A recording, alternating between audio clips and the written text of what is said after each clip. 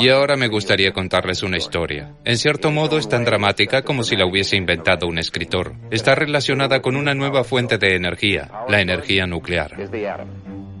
Hace más de 70 años, el poder mortal de la bomba atómica revivió como fuente de energía pacífica y se puso de moda. Estábamos a la vanguardia de la tecnología. Fascinante.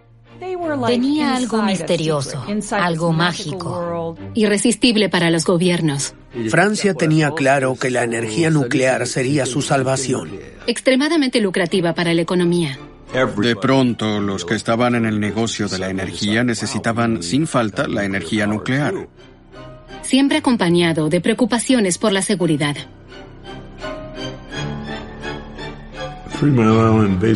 La central nuclear de Three Mile Island demostró que podían ocurrir accidentes. Económicamente difícil. Económicamente es tan complejo y tan difícil. Rodeado de protestas. Para ser honestos, esos tiempos engrandecieron a Greenpeace. La energía nuclear sigue siendo hoy controvertida. No hubo un renacimiento nuclear. Eso fue pura propaganda. Amada y odiada durante décadas, con un lugar fijo en la historia, hasta nuestros días.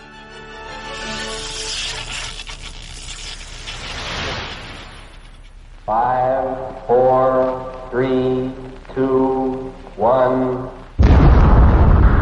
Aterradora y extraordinaria al mismo tiempo. Tras la Segunda Guerra Mundial, la energía nuclear despertó temores y esperanzas. Es el presidente de los Estados Unidos, Dwight Eisenhower, quien realmente cambia la opinión pública con su discurso ante la ONU en 1953, el título Átomos para la Paz. Las bombas atómicas de la actualidad son unas 25 veces más potentes que al comienzo de la era atómica.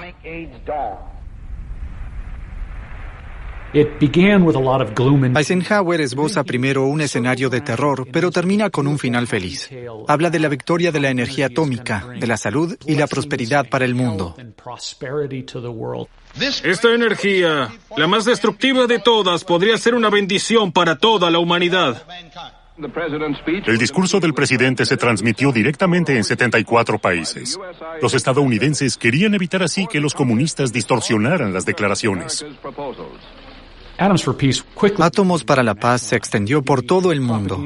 El discurso tuvo una gran resonancia propagandística, con exhibiciones itinerantes y pequeñas exhibiciones nucleares, e innumerables personas querían verlas. La exposición en Berlín Occidental fue visitada por unas 250,000 personas. En la India, incluso el primer ministro Nehru visitó las exhibiciones junto con miles de compatriotas. Sin embargo, el país más importante para la propaganda estadounidense de átomos para la paz fue Japón. El 1 de noviembre de 1955 se inauguró en Tokio la exposición Átomos para la Paz.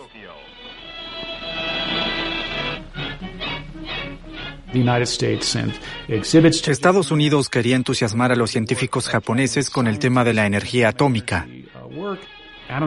Después de Hiroshima y Nagasaki, la energía nuclear tuvo una imagen negativa y Átomos para la Paz debía cambiar eso.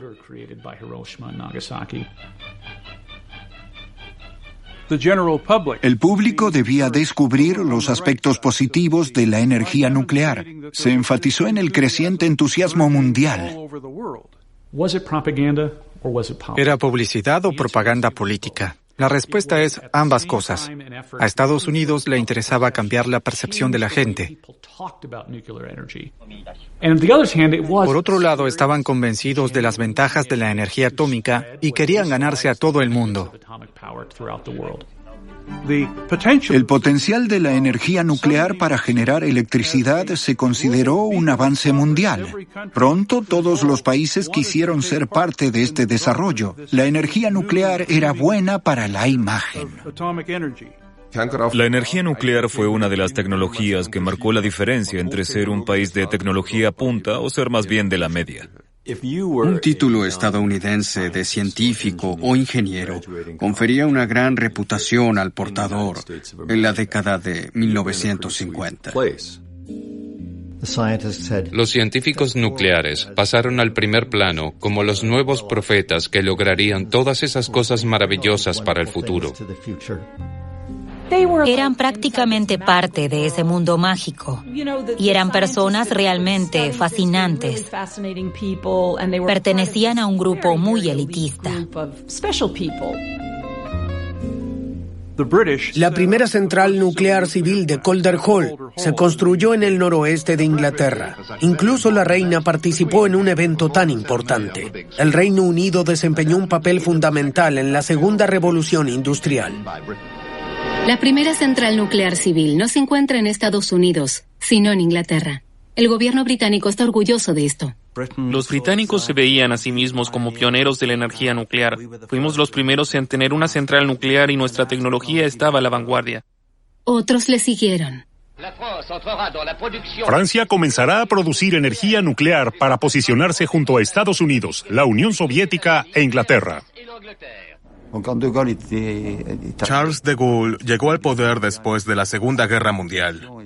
Su principal deseo, hacer de Francia nuevamente una potencia mundial. En octubre de 1945, de Gaulle firmó la orden de fundación de la Comisión de Energía Atómica. Las ambiciones de Francia tienen objetivos civiles y militares. La primera central de Francia se presentó con mucha fanfarria como prototipo para la generación de electricidad. Sin embargo, la verdad es otra. Aquí viene la revelación de cómo Francia se convirtió realmente en una potencia nuclear. En realidad, en Marcul se construyeron reactores para producir plutonio apropiado para su empleo en armas. El objetivo era la bomba atómica. Calder Hall, en Gran Bretaña, tampoco fue inicialmente un generador de energía. Su propósito fue también producir plutonio. La electricidad era un subproducto útil. Los gobiernos y las empresas echan a andar la maquinaria de relaciones públicas para mejorar la imagen de la energía nuclear. General Electric tuvo un papel decisivo en esto. Hubo cómics, películas, todo era colorido y con personajes fascinantes. Conozcamos a una verdadera autoridad en el tema, Doctor Átomo. Cada vez aparecen más centrales nucleares que crean una atmósfera positiva. Se convirtieron en atracciones turísticas. En Marcul, Francia, había un mirador. Los visitantes podían observar desde allí modelos de reactores y todo el recinto. Entre los empleados se extendió un espíritu pionero. Me sentía orgullosa de trabajar en Bradwell, de lo que hacía allí. Nos sentíamos la punta de lanza de la tecnología. No solo Bradwell, todo el país estaba orgulloso. Podemos lograrlo. Han pasado 50 años. Era responsable de las pruebas de materiales y tenía que meterme a las fosas de la central nuclear y verificar las soldaduras. La nueva indumentaria para los trabajadores de las centrales nucleares británicas parece más bien un viejo impermeable. El traje se sella y luego se bombea aire para que el trabajador pueda respirar. Parecíamos el muñeco Michelin con una especie de cordón umbilical que nos suministraba oxígeno. También teníamos micrófonos. Equipados de esta manera, entrábamos en el reactor, en la caldera y así sucesivamente. Los colegas de las centrales de carbón se sorprendían de la limpieza que había aquí. ¿No es genial? Aquí todo es tan limpio. Podría llevarlos a una central de carbón, donde sales negro después del trabajo. Al otro lado del Atlántico, las empresas energéticas estadounidenses invertían enormes sumas en la construcción de centrales nucleares. Parecía no tener riesgos. Los costos de construcción eran bajos y los proveedores de electricidad como General Electric garantizaban la compra. Fue como la fiebre del oro. Los que estaban en el negocio de la energía también querían energía nuclear. Pero también hay voces críticas.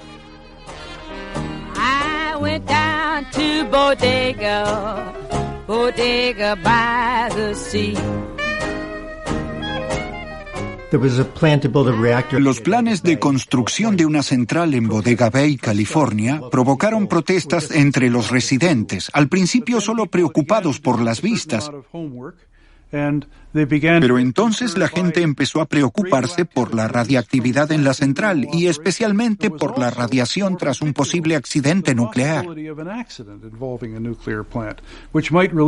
No era solo la opinión pública la que no sabía que ya se habían producido algunos accidentes graves en centrales nucleares de Inglaterra, Suiza y Estados Unidos. Se produjo un incendio en la central eléctrica británica de Windscale y yo vine a enterarme de eso en una reunión con un ministro japonés. Él preguntó cómo maneja las consecuencias de este incendio y le pregunté a mi personal, ¿qué incendio? Me dijeron, no, es que no queríamos preocuparlo. En Bodega Bay, California, se detienen los planes de construcción. Fue el primer proyecto nuclear que fracasó porque la opinión pública estuvo en contra. El primero de muchos. En mi primera visita a Estados Unidos como ministro, me dijeron que querían construir 2,000 centrales nucleares hasta el año 2000. Pero la resistencia local era demasiado grande. Hubo científicos que apoyaron a los opositores. Tuvimos 2 ingenieros de General Electric que renunciaron y se convirtieron en denunciantes. Testifiqué ante la Comisión Reguladora Nuclear que el control de calidad de una tostadora era más estricto que el de los instrumentos de control de una central nuclear. Al mismo tiempo, el físico nuclear y director de Oak Ridge, Alvin Weinberg, dijo que no debería haber solo centrales nucleares aisladas, que sería mejor combinar varias en una especie de parque atómico. De esta forma, se podrían aprovechar las sinergias y concentrar al personal.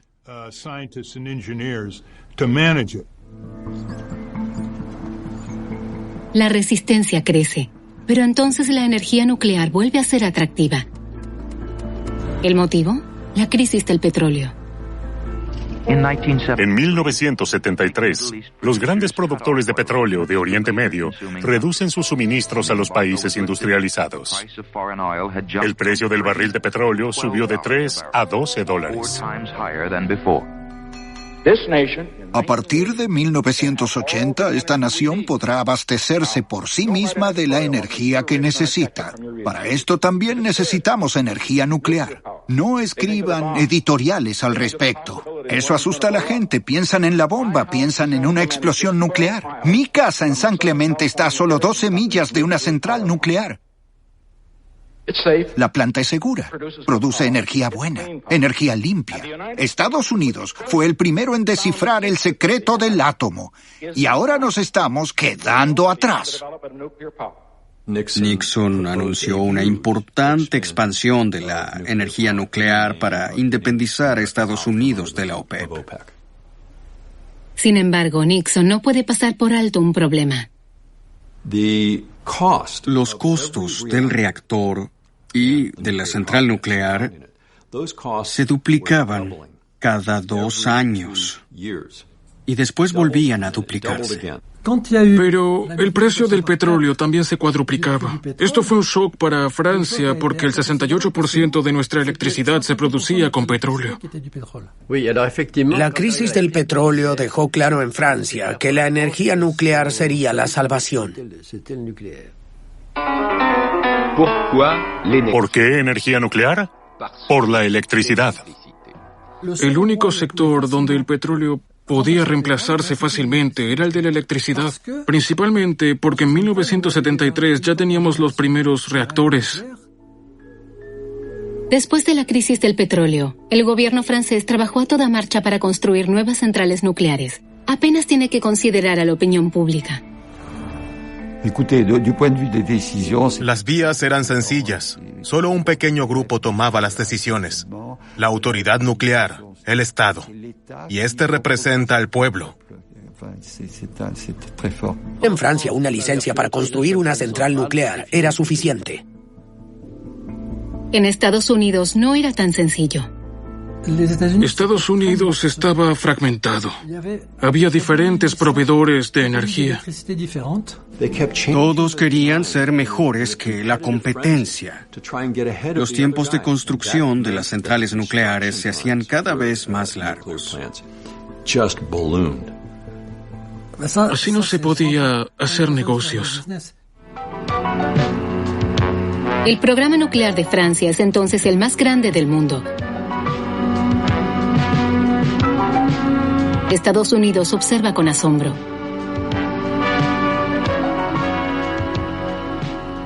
Mientras los franceses construíamos 58 reactores, los estadounidenses tuvieron que cancelar muchos. Esa fue la diferencia.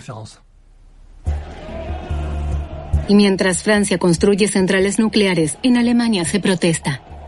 En la década de 1970 surge en Alemania Occidental uno de los movimientos antinucleares más grandes del mundo. La preocupación era que ya se había escuchado que en los alrededores de estas centrales se producían casos inexplicables de enfermedades o cambios del medio ambiente.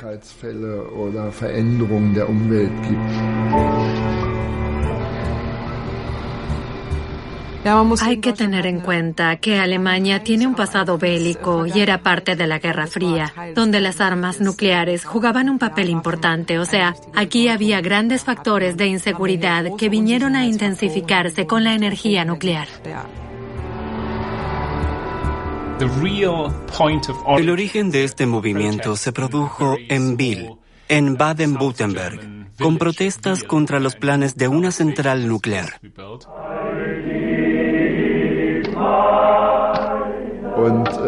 Las iniciativas ciudadanas intentaron evitar la construcción y al final hicieron lo único que les quedaba.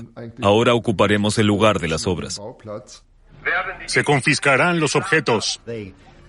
Decenas de miles de manifestantes irrumpieron en los terrenos, demasiados para que la policía hubiese podido impedirlo, y montaron un campamento con música, conferencias, amor libre, etc.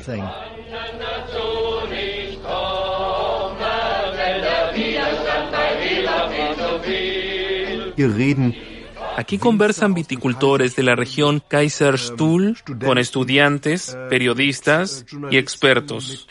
Es un lugar en el que, por así decirlo, se concreta esa enorme resistencia que estaba elaborando el movimiento antinuclear alemán. Las protestas no se mantienen pacíficas. Hay marchas de protesta contra nuevas obras de construcción. Esto provocó conflictos con la policía. En 1981 hubo en Brockdorf 150.000 personas en una manifestación prohibida. Esto fue en febrero, con un frío glacial. El Estado reaccionó ante esto de una manera completamente desproporcionada. Lanzó gases lacrimógenos, llevaron compañías de paracaidistas en helicópteros que se abrieron paso a golpe de porra. Fuimos registrados completamente y después tampoco no se nos permitió permanecer en la obra de construcción. Sencillamente se prohibieron las manifestaciones. Tanto en Alemania como en Estados Unidos, la industria califica de infundado el temor a la radiación nuclear. Pero entonces ocurre el accidente de Harrisburg.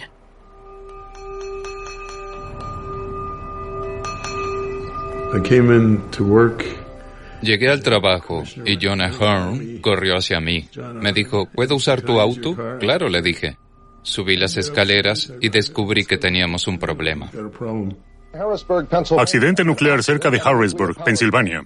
Un vocero habló esta mañana de una falla en una bomba. La central nuclear de 3 Mile fue cerrada de inmediato.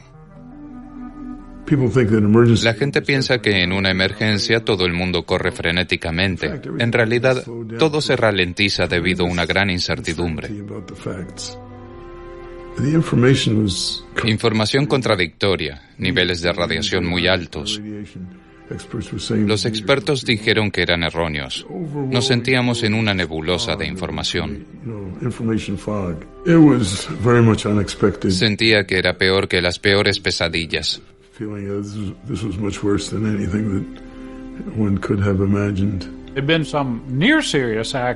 Hubo algunos accidentes medianos, pero ninguno como el de 3 Mile Island.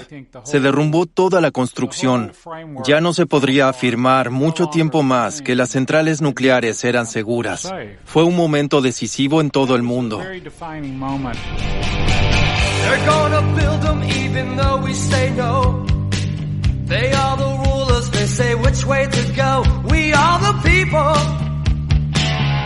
They are nuclear madness. 3 Mile Island was only the start of something bigger. They're gonna blow us apart. We are the people. Greenpeace se fortaleció, también aquí en Inglaterra. Eso nos trajo problemas. En los 80 avanzábamos hacia un futuro nuclear.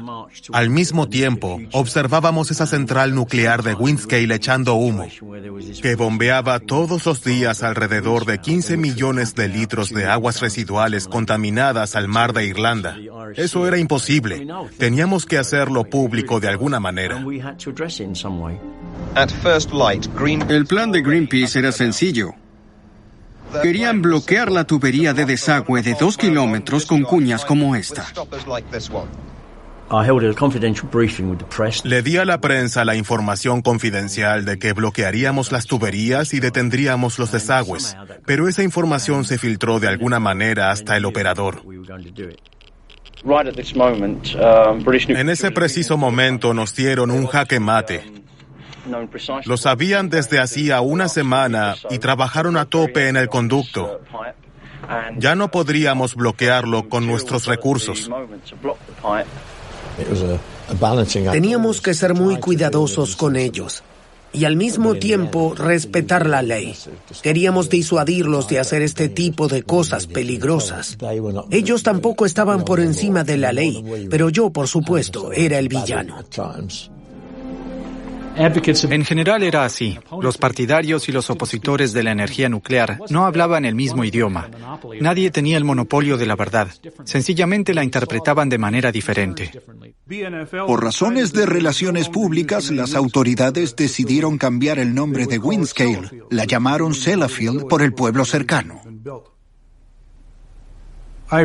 Irónicamente, precisamente en ese momento se sospechó que la empresa estatal había contaminado el mar con material nuclear en al menos 2 lugares. Yo quería abordar los problemas de seguridad, pero dijeron, no, la energía nuclear será beneficiosa. Entonces surgió la idea de un centro de visitantes. Bienvenidos a Sellafield, damas y caballeros. Mi nombre es Paul Wilson y les mostraré la central nuclear. El recorrido les permitirá echar un vistazo al interior de la primera central nuclear operada comercialmente. Ese mensaje era claro. Esto tiene que ser seguro. Ellos nos invitaron y nos dejan recorrer toda la central. Son abiertos y honestos. Sencillamente tiene que ser seguro.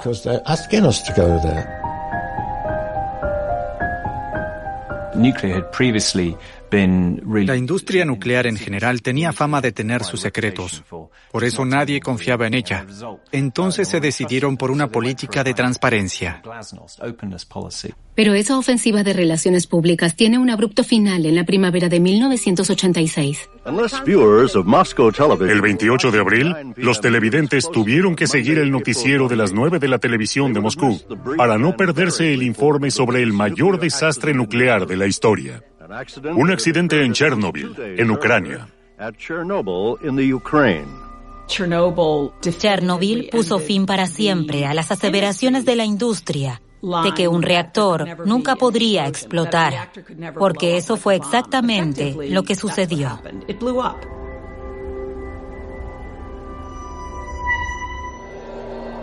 Fue dramático. La consecuencia, reservas respecto a la energía nuclear por doquier. Los gobiernos occidentales hicieron todo lo posible por distanciarse y culparon a la tecnología de los rusos. Un accidente como este en una central nuclear británica, inconcebible. Un reactor como el diseñado en Chernobyl nunca habría sido utilizado en el Reino Unido. En los días posteriores al desastre, una nube radiactiva se desplaza sobre Europa. La población se sume en la incertidumbre. Después del accidente de Chernobyl, casi estalla la histeria en Alemania e Italia. Ningún órgano sensorial humano puede percibir el peligro. Solo estos dispositivos la indican. Radioactividad. Estaba en la escuela, en el patio de recreo, con mi profesor de geografía. Él quería medir la radiación con un contador Geiger, pero era inútil porque no sabíamos qué valores eran los normales.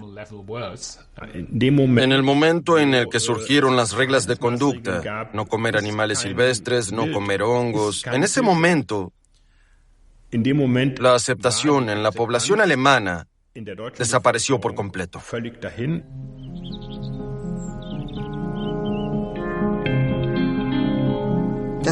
La vida era completamente normal y simplemente pasaba.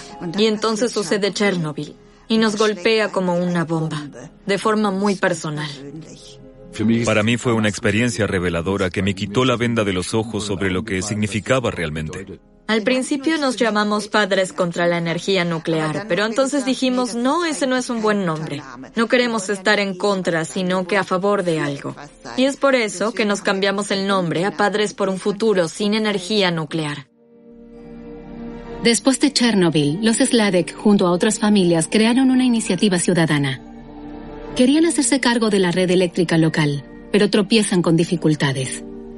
Seguramente puede imaginarse que si una iniciativa ciudadana dice construiremos nuestra propia empresa de suministro de energía para proveer de electricidad a los ciudadanos de nuestra ciudad, entonces todo el mundo dice primero, ¿sí? ¿Cómo se supone que funcione eso? Y por supuesto que precisamente el proveedor de energía dijo, eso es imposible, nunca lo lograrán. Pero el proyecto tiene éxito. Una red eléctrica propia sin energía nuclear. Teníamos una visión. La visión es un suministro de energía que no sea atómica, y el proveedor de energía no estaba preparado para ello. En el Reino Unido también cambia el mercado energético. Las 12 empresas eléctricas regionales anuncian ofertas en todo el país. Los planes de privatización del gobierno conservador son criticados. La privatización de la industria energética solo se pospondrá 6 meses. ¿Por qué eso es tan importante? Es importante porque muestra cuán caótica es la planificación. La mayoría de la gente ya se está dando cuenta de que los costos aumentan, y eso nos da una idea de lo que traerá la privatización. El gobierno de Thatcher quiere vender algo que es difícil de vender, centrales nucleares en ruinas. Se subestimaron los costos de cierre y desmantelamiento de las centrales nucleares, al igual que los costos de tratamiento de las barras de combustible utilizadas. No es inteligente por parte del gobierno apostar por un nuevo programa nuclear si ni siquiera sabemos cómo manejarnos con el anterior. Nos dimos cuenta de que la industria nuclear no podía privatizarse tan fácilmente. También se lo dijimos al gobierno, y el gobierno dijo, tonterías, busquen una forma de hacerlo. Así que intentamos esto y aquello, pero al final tuvimos que decir, no podemos hacerlo. Y entonces el gobierno finalmente dijo, está bien, si no pueden hacerlo, lo haremos nosotros mismos. El gobierno crea empresas privadas para operar las centrales nucleares, pero acumulan grandes déficits. A partir de 2000, el negocio entró en dificultades financieras. En 2002, estaba en quiebra. Se declaró en bancarrota. Lo salvó el gobierno con 340 millones de libras esterlinas inicialmente y más tarde 600 millones más. La industria nuclear estaba llegando a su fin y también sus trabajadores. Los empleados altamente cualificados sintieron que habían elegido la profesión equivocada y que habían desperdiciado sus vidas. La energía nuclear está en crisis, sobre todo en Alemania. El movimiento por la paz, por la ecología, descubrieron a los parlamentos como plataforma. El nuevo gobierno formado por el SPD y los Verdes en 1998 parece acabar con la era nuclear. En 2000, el gobierno rojiverde decidió eliminar gradualmente la energía nuclear. Entonces nos embarcamos en un proceso de negociación con las empresas para que pudiésemos limitar los tiempos de operación que hasta entonces eran ilimitados, de tal manera que hubiera un cierre paulatino. Lo que a la inversa significaría que cuando los reactores, que comenzaron a funcionar en los años 70 u 80, lleguen al final de su vida útil, se produciría en Alemania por sí mismo el abandono de la energía nuclear. Y eso tuvo una amplia aceptación también en los medios. La población apoyó esto. Energía nuclear, no gracias. No solo en Alemania. Pero entonces el calentamiento global ofrece nuevas oportunidades. Escuché sobre calentamiento global por primera vez en 1981 de un director de la industria nuclear y le pregunté, ¿qué es eso? Él me lo explicó y dijo, por eso no podemos apostar por el carbón. Dijo, me gustaría decir en voz alta desde la perspectiva de la industria nuclear, el carbón está acabado. Seguimos escribiendo la historia de la energía y a partir de ahora con menos dióxido de carbono. En la década de 2000, la gente comenzó a ver el calentamiento global como un problema. Incluso líderes ambientalistas dijeron que deberíamos volver a pensar en la energía nuclear. Debido al cambio climático, en Estados Unidos se planteó la pregunta, ¿qué necesitamos para construir centrales nucleares para 2010? El tema llegó a la agenda junto a políticos como el senador Pete Domenici, una de las principales voces del Congreso. Todos sabemos lo que el mundo necesita, energía nuclear, lo antes posible. Debemos volver a construir centrales nucleares. Estamos dando garantías de créditos por $8,000 millones para financiar la primera nueva central nuclear de Estados Unidos en 30 años.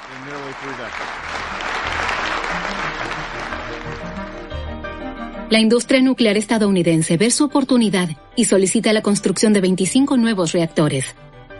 El debate sobre el dióxido de carbono también tiene un impacto en Reino Unido.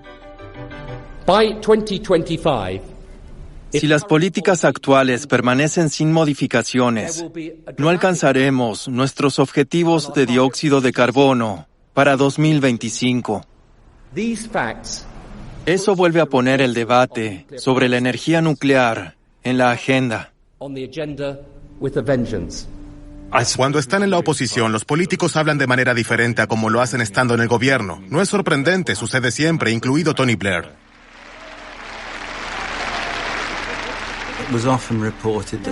Tony Blair quería dejar un legado político. Parte de eso posiblemente fue el comienzo de un programa de energía nuclear para abordar el calentamiento global. Aislar un par de lofts y colocar algunas turbinas eólicas no parece tan impresionante como un programa de energía nuclear. Los sucesores de Blair también apuestan por la energía nuclear. En 2008, Gordon Brown anunció el objetivo de 8 nuevas centrales nucleares. En 2010, el gobierno de David Cameron le dio luz verde. Incluso en Alemania parece dársele a la energía nuclear una segunda oportunidad. La industria de la energía nuclear sabía que Merkel estaba reconsiderando su punto de vista anterior. Cuando la CDU y el FDP formaron el gobierno, acordaron no abandonar la energía nuclear. La idea básica en ese momento era, siempre que sea técnicamente factible, usemos las centrales nucleares por más tiempo. Gravemos los ingresos adicionales resultantes y usemos este impuesto para financiar la revolución energética en el paisaje de la política energética en Alemania. Francia quiere convertir su propia tecnología nuclear en un éxito de exportación. Durante sus estancias en el extranjero, el presidente Sarkozy buscaba socios para acuerdos nucleares. Firmó acuerdos con China, en el norte de África y en Oriente Medio. No se podían seguir construyendo reactores en Francia interminablemente, por muy convencido que estuviera de ello. De hecho, la industria nuclear francesa asumió en gran medida la británica. La FDI, la compañía energética estatal, compró y se hizo cargo de las centrales nucleares británicas.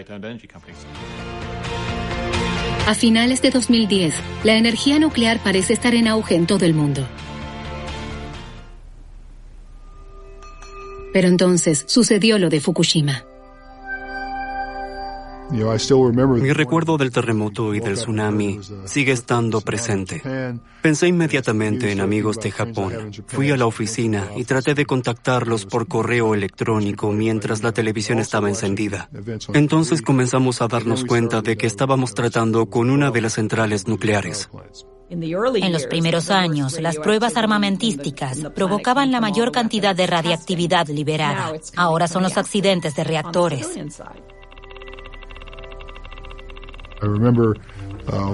Recuerdo a un colega que vio las imágenes en la televisión. Estaba al borde de las lágrimas. Se volvió hacia mí y me dijo, he intentado durante toda mi carrera evitar algo así. Y ahora tengo que ver en televisión precisamente eso.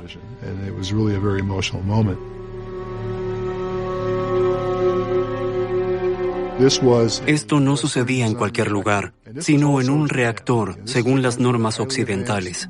Esto ocurrió en Japón, con excelentes ingenieros, y sin embargo sucedió. Después del accidente de Fukushima, la industria nuclear estaba interesada principalmente en la limitación de daños. Casualmente estaba en Japón con mi esposa. Recuerdo todas las aseveraciones del gobierno japonés y la ironía de ese mensaje. Este país en los años 50 había sido el objetivo de la campaña de imagen del átomo pacífico, y ahora ellos mismos estaban realizando un programa propagandístico para tranquilizar a la población respecto a la energía nuclear. La incertidumbre es enorme. ¿Qué pasará con la energía atómica?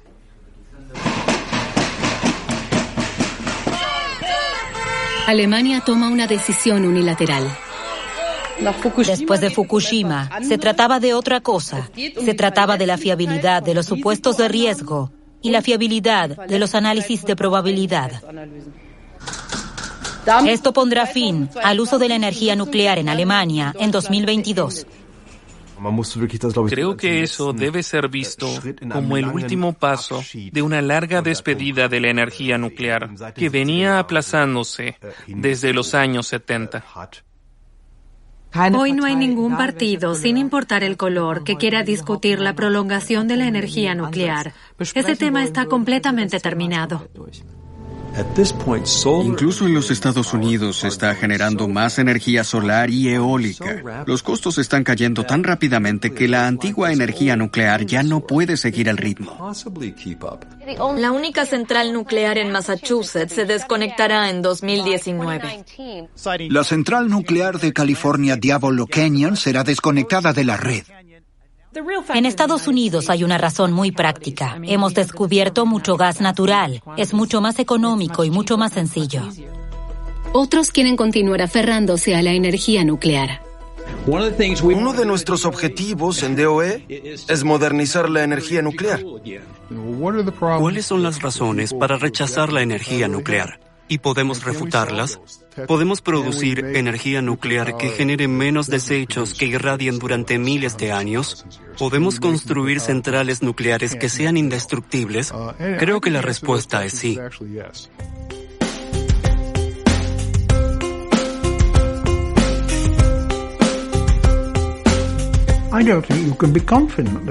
Es poco probable que el renacimiento nuclear tenga lugar en Occidente, sino más bien en el lejano Oriente.